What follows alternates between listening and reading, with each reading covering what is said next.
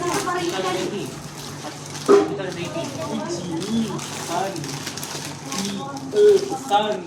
Sedap ni ada Maggi.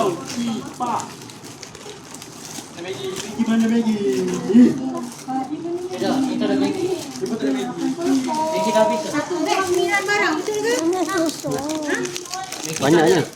Maggi tak ada. Tu Maggi lebih dah lama. Maggi ada 10. Oh, ada banyak lah, ada banyak sini. Okey dah.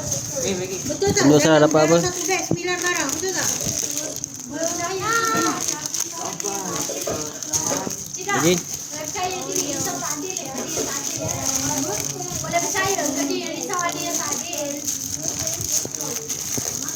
Manusia, bukan malaikat. Dah cukup. Ha, satu beg 9 barang, betul? Ada dalam. 9. Okey, nah ini dah siap. Dah siap taruh tepi. Ha, dah tahu. Siapa yang tak impon ni? Nika. Nak try ni skandal lah, aku tak tahu dah dia. Sini. Dua.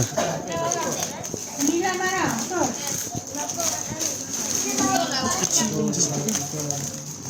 Ini cuma tak apa ya. Ni tak cukup. Aduh. Masuk tak tu? Ni dah siap. Ha, itulah kelakuan yang tak adil. Terus ni tak. Ni kenapa ada banyak? Wah, kenapa banyak aku tak dapat?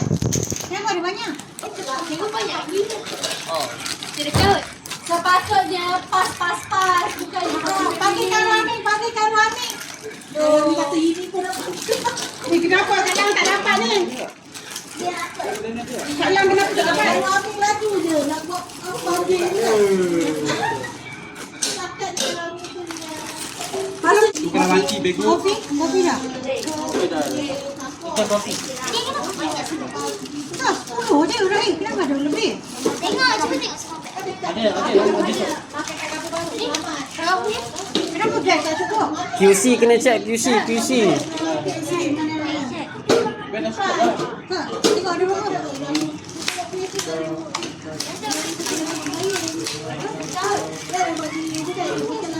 Sembilan betul cukup. Ha.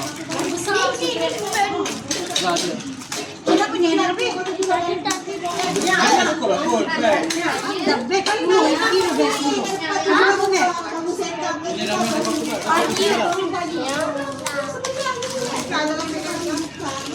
Cukup lah. Ada lagi satu beg. Ada berapa beg? Oh, 9. Dua, empat, lima, enam, tujuh, lapan. Ada. Lagi dua. Mana dua beg? Mana lagi dua beg? 2 beg untuk budak-budak punya.